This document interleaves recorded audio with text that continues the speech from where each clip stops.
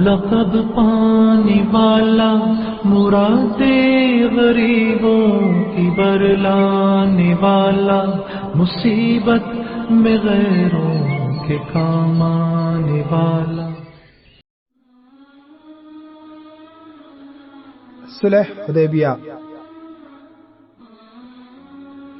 اس کے بعد صلح کے لیے سلسلہ جنبانی شروع ہوا۔ سہیل بن عمرو فصاحت و بلاغت میں مشہور تھے۔ عام قریش کی طرح ان میں تیز مزاجی بھی نہ تھی، طبیعت کے انتہائی متین اور سنجیدہ تھے۔ سفارت کے لیے ایسے ہی شخص کا انتخاب موزوں تھا۔ خطیب قریش سہیل مکہ سے حدیبیہ پہنچا۔ مکہ سے چند کوس کی دوری پر ایک کنویں کا نام حدیبیہ ہے۔ وہاں جو چھوٹی بستی آباد ہے اسے بھی حدیبیہ ہی کہتے ہیں۔ اسی نسبت کی بنا پر یہ واقعہ صلح حدیبیہ کے نام سے شہرت پا گیا۔ سہیل حدیبیہ پہنچ کر رسول اللہ کی خدمت میں حاضر ہوئے۔ صلح کی شرطوں پر بہت دیر تک بات چیت ہوتی رہی۔ سہیل کی کوشش یہ تھی کہ قریش کی بات کہیں نیچے نہ ہو جائے۔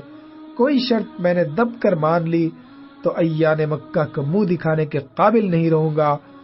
لوگوں نے مجھے بھروسے کا آدمی سمجھ کر ہی تو بھیجا ہے۔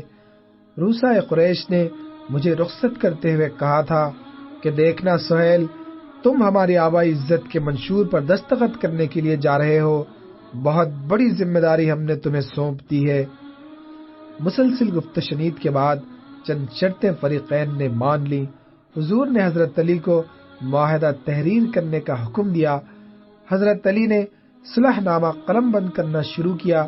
عبارت کا آغاز اس جملے سے ہوا، ھذا ما قاض علیہ محمد رسول اللہ، یعنی وہ معاہدہ ہے جسے محمد رسول اللہ نے مان لیا۔ اس پر قریش کا سفیر سہیل بولا، یہ کیا لکھ دیا؟ ہماری اور تمہاری ساری لڑائی اسی بات پر ہے کہ ہم محمد کو اللہ کا پیغمبر تسلیم نہیں کرتے۔ اگر ہم آپ کو خدا کا رسول مان لیں تو پھر ہم میں اور آپ میں کوئی نزاع باقی نہ رہے۔ معاہدے میں رسول اللہ کا لفظ نہیں لکھا جائے گا، محمد ابن عبداللہ کافی ہے۔ اس پر حضور نے ارشاد فرمایا کہ اگرچہ تم جھٹلاتے ہو لیکن خدا کی قسم میں خدا کا رسول ہوں۔ پھر آپ نے حضرت علی کو حکم دیا کہ رسول کا لفظ عبارت سے مٹا دیا جائے۔ حضرت علی کا ضمیر کانپ اٹھا، عرض کی، حضور کا ہر حکم میرے سر آنکھوں پر، مگر رسول کا لفظ ہرگز نہ مٹاؤں گا۔ اور حضور قطع نمود ام چشم آفرین دارم۔ حضور نے علی سے کہا کہ اچھا بتاؤ میرا نام کہاں ہے؟ علی مرتضیٰ نے اپنی انگلی اس لفظ پر رکھ دی اور حضور نے رسول اللہ کا لفظ خود دست مبارک سے مٹا دیا۔ اس کے بعد صلح نامہ کی شرطیں قلم بند ہوئیں۔ نمبر 1، مسلمان اس سال حج کیے بغیر لوٹ جائیں۔ نمبر 2، آئندہ سال حج کے موقع پر آئیں تو 3 دن سے زیادہ نہ ٹھہریں۔ نمبر 3، ہتھیار لے کر نہ آئیں، بس زیادہ سے زیادہ تلوار لا سکتے ہیں، ان کو بھی بے نیام ہونے نہ دیا جائے گا۔ نمبر 4، جو مسلمان مکہ میں پہلے سے رہتے ہیں اور ٹھہرے ہوئے ہیں ان میں سے کسی ایک کو بھی اپنے ہمراہ مدینہ نہ لے جائیں، مگر اس کے برخلاف کوئی مسلمان مکہ آنا چاہے تو اس کو نہ روکیں۔ نمبر 5، کافروں یا مسلمانوں کا کوئی آدمی اگر مدینہ جائے تو اسے واپس کر دیا جائے گا، اور کوئی مسلمان مکہ پہنچ جائے تو اسے واپس نہ کیا جائے گا۔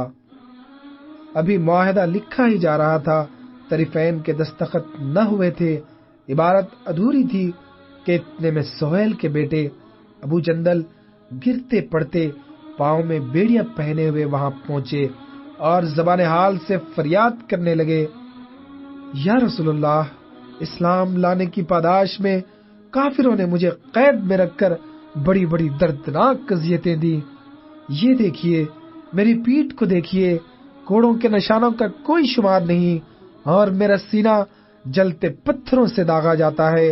حضور، مجھ سے کہا جاتا ہے کہ جب تک محمد سے بیزاری کا اعلان نہ کرو گے اسی طرح ستائے جاؤ گے۔ میں نے صاف کہہ دیا کہ نادانوں، محمد کی رفاقت اور اطاعت پر مجھ جیسی 1000 جانیں قربان، تم میرے جسم کے ایک ایک عضو کو بھی جدا کر دو گے، تب بھی محمد کی فرما برداری کا دم بھرتا رہوں گا۔ حضور، بڑی مشکل سے ان ظالموں کی قید سے نکل کر آیا ہوں، پیروں کی بیڑیاں بھی نہیں کاٹ سکا۔ اب سرکار میں جاؤں گا نہیں، حضور کے قدموں ہی میں رہوں گا۔ ابو جندل کی آہوازاری سن کر صحابہ کرام کے دل ہل گئے، خود رسول اللہ صلی اللہ علیہ وسلم بے حد متاثر ہوئے۔ محمد، صلح نامے کی شرائط کی تعمیل کا سب سے پہلا موقع ہے، صلح کی شرط کے مطابق اس شخص کو مجھے واپس دے دو۔ سہیل نے حضور سے کہا، مگر ابھی معاہدہ لکھا نہیں جا چکا۔ حضور نے جواب میں ارشاد فرمایا، تو پھر ہمیں سرے سے صلح ہی منظور نہیں۔ سہیل نے بے پرواہی کے ساتھ جواب دیا، اچھا ان کو یہیں رہنے دو۔ حضور نے کئی بار اصرار کے ساتھ فرمایا، مگر سہیل کسی عنوان راضی نہ ہوا۔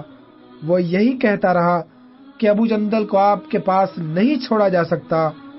چنانچہ حضرت ابو جندل کو اسی حالت میں مکہ واپس جانا پڑا۔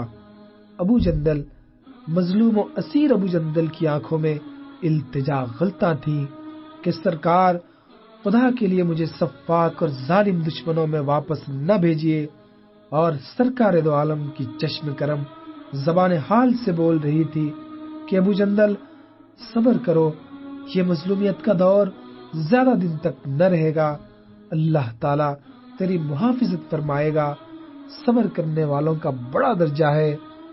صحابہ کرام کو اس واقعے کا بڑا ملال ہوا، کسی کی آنکھوں میں تو آنسو آ گئے۔ ان کا بس چلتا تو ابو جندل کو روک لیتے، جانے نہ دیتے، مگر رسول اللہ کے حکم کے آگے کسی کو چوں چرا کی مجال نہ تھی۔ صلح کے شرائط کا بھی ان کو غم تھا۔